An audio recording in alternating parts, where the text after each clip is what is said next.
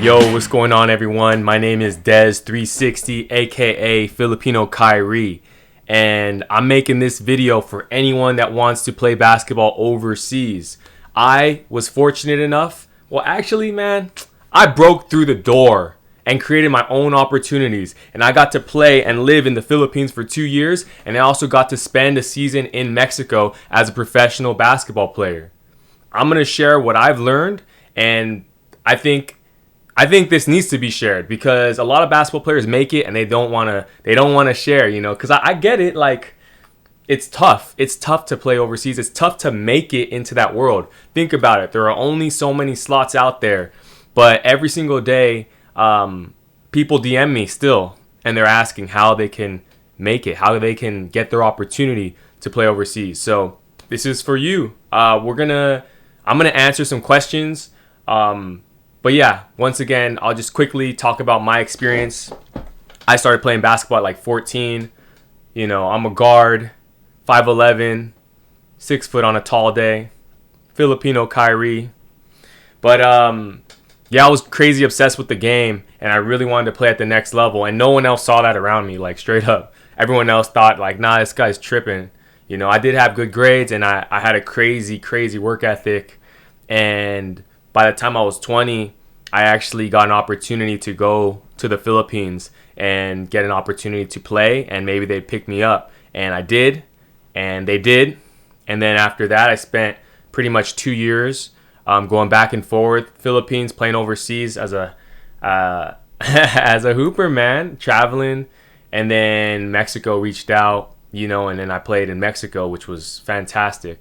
But all of it was beautiful, crazy experiences. I didn't make millions of dollars, but I made thousands, and I got to travel the world, and I got to play the game I love. And like I said, the experiences, the people you meet, the perspective, just priceless.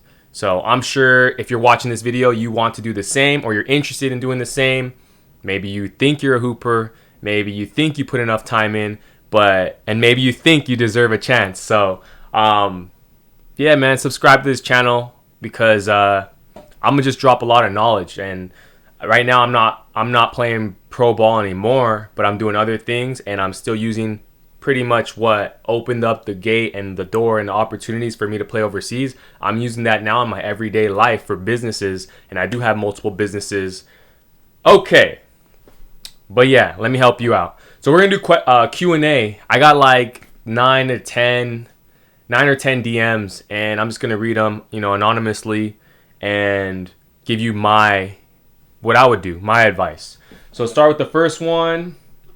It says, I'm looking to play professionally overseas. I've been staying in shape for the last couple years. Of course, well, you better be in shape. I went to 2 JUCOs, so junior colleges. I went to an NAIA school, but I ended up coming home due to pandemic.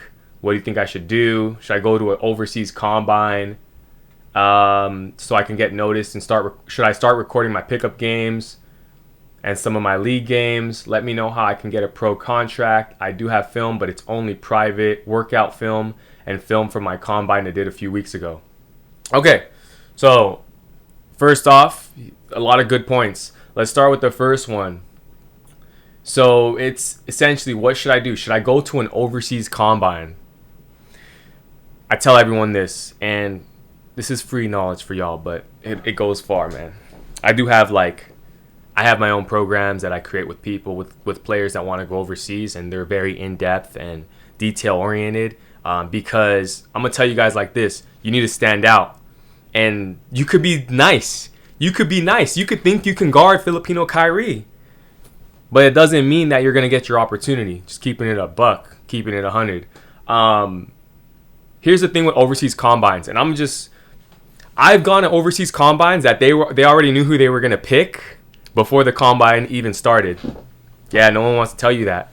I've gone to overseas combine when the people throwing it or holding it basically say, oh, we're going to have scouts. And like, it's just 10 people that they know. Like if I showed up, there's a scout from the Philippines, and it's just me being there. That's not a scout, bro. I can't put a contract in front of you, That's not what I do. So you have to just be careful and do your research. Now, here's how you mitigate. Like, mitigate means, here's how you lower the risk of going to an event, spending a lot of money, and nothing working out for you. You do what I'm doing right now. You film everything. Don't rely on them. Yo, I went to a combine in Mexico, and I straight up I hit like 7 threes in the game. I was cooking. This is before Steph Curry took over the game. Come on now. And I was so hyped. I was like, yeah, I got footy, man. I got footage. I'm going to be killing it. Like, they're going to send me this footage. Heck yeah. That was my first problem, dog. They're going to send me this footage. So you're telling me you want to play next level, yet you don't even want to have your own future and fate in your hands? Make sure that you film your own games. I don't care if you have to get a tripod and bring it in there with the iPhone and record it and have it set up in the corner. Pay someone $20. Pay someone $20 to sit there for half a game, each half. Look, if you're going all this way and you think that, I just need that one person in the crowd. What if not everyone's there? But what if you ball out and you have that on footage, your own footage? Because I've had it where I hit 7 threes and then they were like, we're going to send you the footage. Well, bruh, it's 2023. I went to the combine in like 2012. I'm still waiting on the footage. You know what I mean? And I was on them about it. Oh, and then this guy has it. This guy has it. Now you're playing chase, trying to get your footage from somebody? Nah, man. We off that. Be smart. Protect your investment. You're investing in yourself now. Guess what? You're an investor. Your time, your money, your funds, your mind. And if you want to play overseas, you better be willing to do all of that and more. Remember, guys, I got to play overseas. I had 2.5, 3 year overseas career, which isn't that long. But I walked away from it because I made it happen. And in my mind, I was like, yo, if I can make that happen, what else can I make happen? So it starts here. But I know that every single day I was putting in at least 6 hours a day. So that means I was doing weight room 2 hours, running, you got to do your 5-mile jog, strength conditioning, defense, all that. Then you get up your shots, 500 shots. Then you got to go play pickup at the end of the day. Play pickup at the end of the day. And don't play pickup against people at the park that never played organized hoops before. And organized hoops doesn't mean, they play adult league and league. Nah, I'm talking about people that play college or pro or overseas. Go find them. Go get exposed. Yes, you go get exposed. Don't be scared. If you're scared, you're going to get exposed when you spend $2,000 to go to a combine. And all of a sudden, you're going to be mad and exposed when you don't get a deal. So anyways, what I would say to do is make sure you're filming your stuff. If you're talking about pro contract, you have film. If you have some film of your workouts, that's good. What I did was I had a mixture of workout footage, game footage, everything. You have to make it so easy for people to look at your stuff. Because if I'm a scout, right?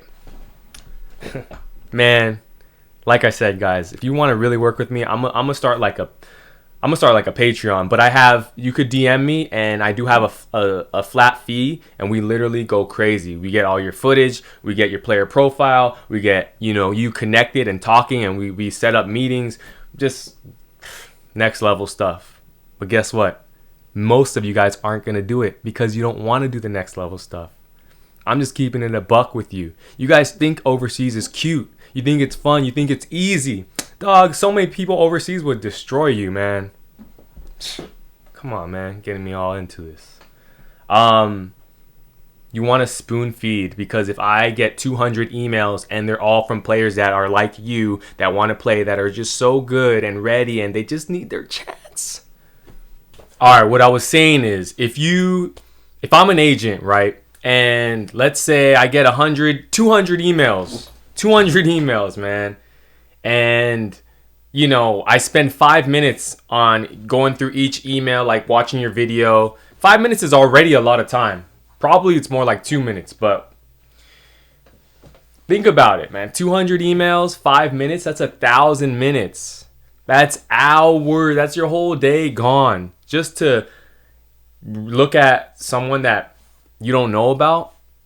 So, look, things are already stacked against you. But I would recommend film. You need film. You need good film too. Don't give me none of this, man. Like, I put the film in the corner at 24-hour fitness, and if you look really far, you can see me. That's me dunking. That's me missing jumpers.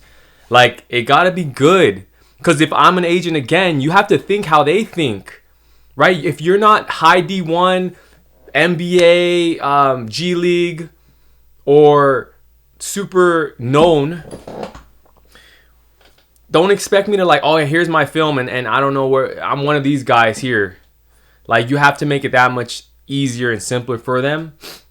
Spoon feed them. And I'll talk more in depth about that in the future, man. I'm telling you. Y'all gotta reach out, man. I mean, I spent a lot of money trying to get on. But when I really started investing that money in myself and packaging myself in the right way is when I actually started getting the response that I was looking for. So that's that film, that cute question. Let's move on to the next question. Next one. What's up, man? I was checking out your YouTube. Do you think this film would be worthy sending to agents? That's pretty good. That's pretty cool. I might have to check that out. And I'll do another video like reacting to someone's footage. But I will say this. There's a video I have when I was getting on where I made 13 threes in 1 minute and I rebounded my shot.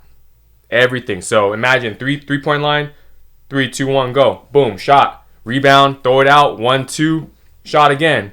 Rebound it, throw it out, run to the line, 1, 2, boom. And I did that 13 times in 1 minute. So I would say to anyone, that footage is impressive regardless. So if you can go out there and make 13 threes rebounding your own shot in 1 minute, I'm sure that no one's going to be upset watching that. And someone might spend the time, even if it's only 1 minute, to see that you can shoot, you can execute, and you also can provide some good content. All right. Next question. Hey, I'm looking to try and get overseas. How would I go about getting into contact with teams? Good question. And that's what a lot of people think. Oh, how do I get in contact with the team? Let me be honest. The team, they got other things to worry about, not you. The team is worried about winning. The team is worried about keeping their investors and sponsors happy.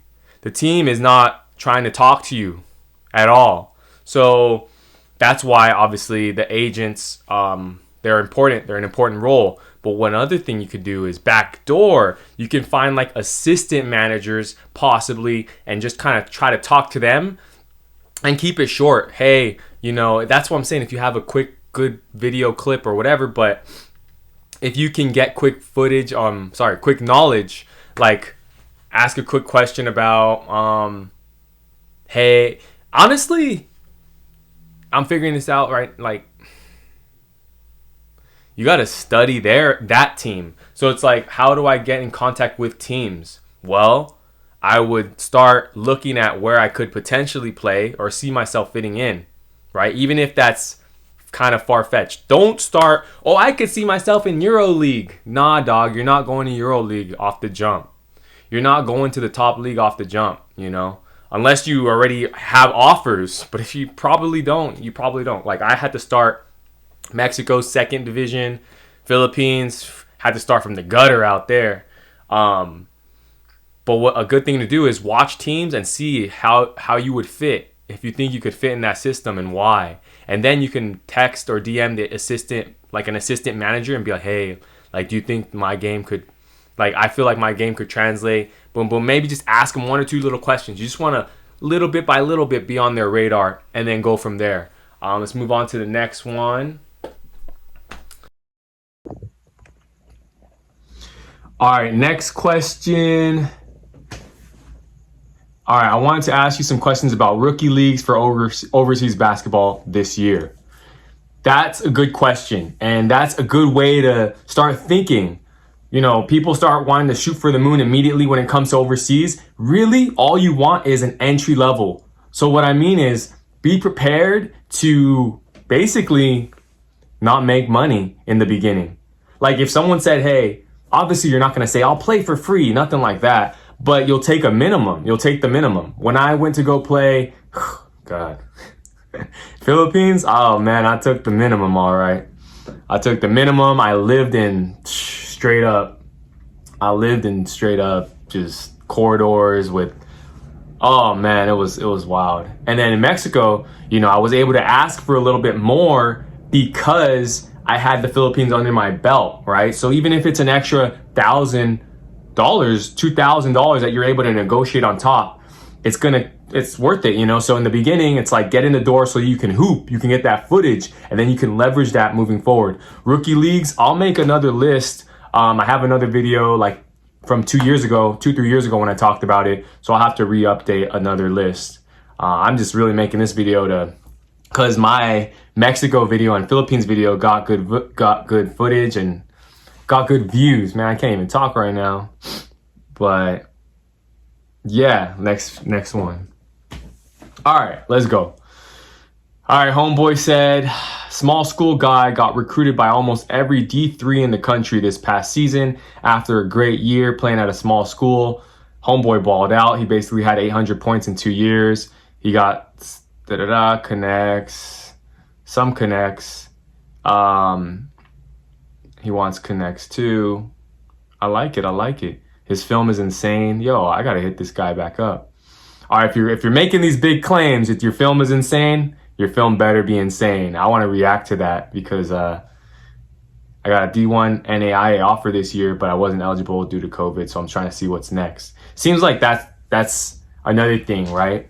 Because of the pandemic, things got pushed back. So obviously if you're in college or if you're trying to play overseas, that actually might make it that much more harder to get out there because now teams are being super selective and there's an extra year of people that are now eligible. So, I wouldn't let that deter you. I just think that for me, it's better. It's more of a test.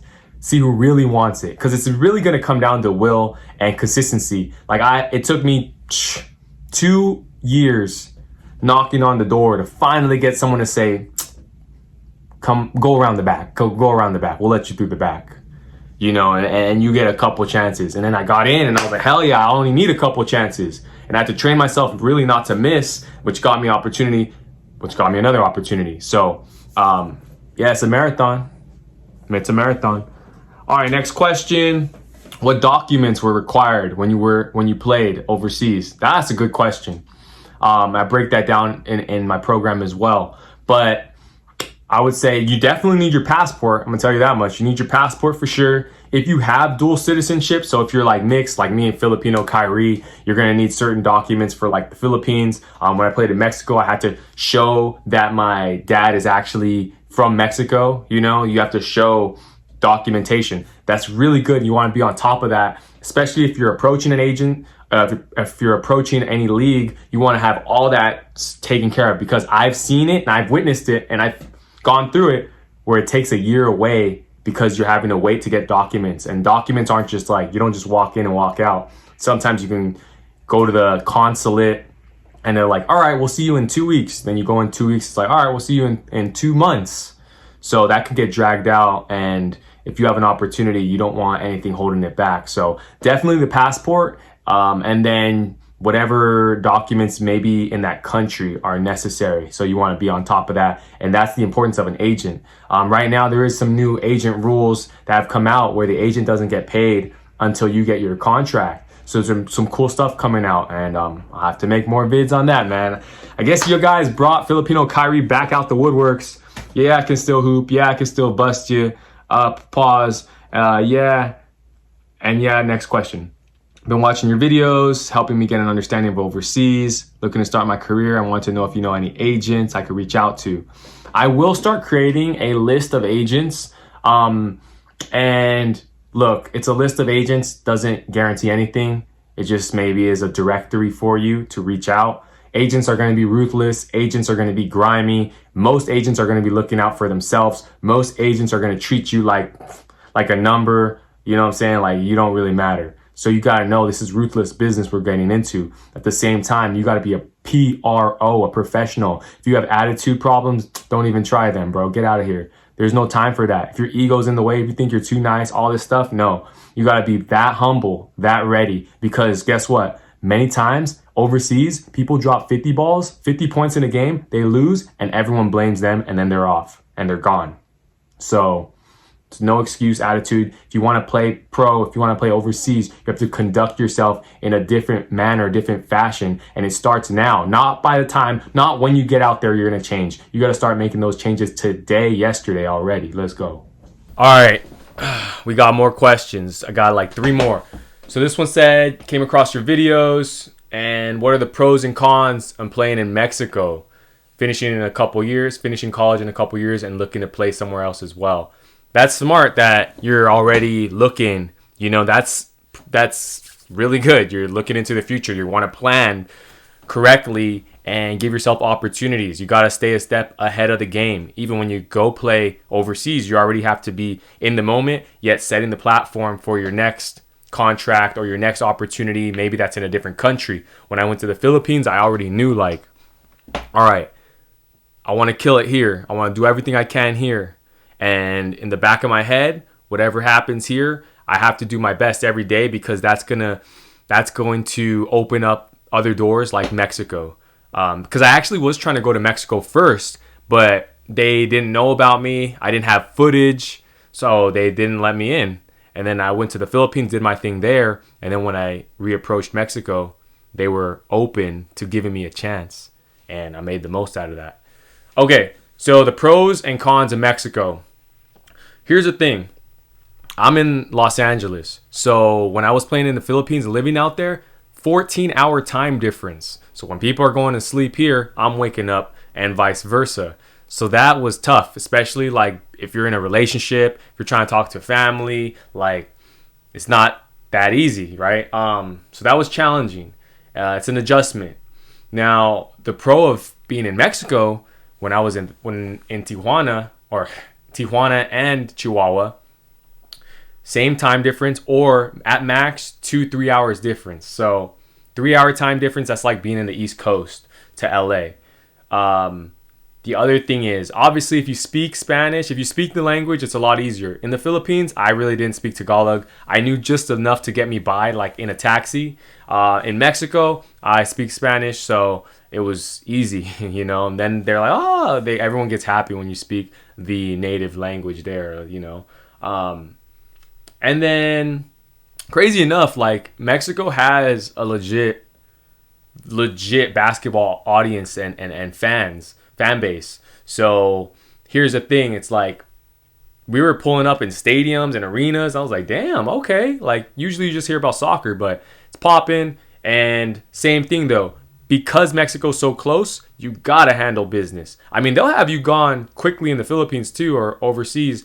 They'll have you back on that plane in no time. But in Mexico, they're able to just swap out parts like it's the Daytona 500 and you at the pit stop. And I don't even watch Daytona 500.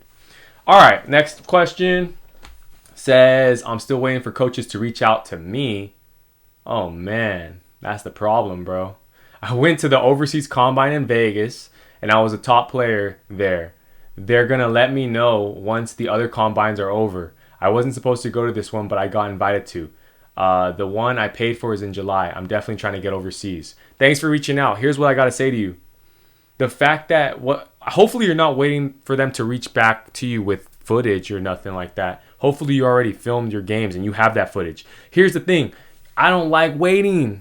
You know what I'm saying? This is my future, right? And I'm sure you feel the same way. There's so much networking that you have to do and legwork you have to do. So while you're waiting for them to hit you back up, start reaching out. Start creating a network. Start seeing where your next opportunity is going to be.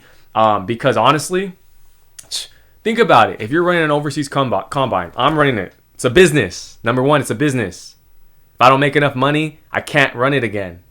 So if I'm going to 8 different stops and you're one player out of the maybe 1,000 players I'm going to meet, even if you do stand out, if we're not close like that, I might forget you. Because I was balling at some of these combines and I had to remind the guy throwing it hey, remember me?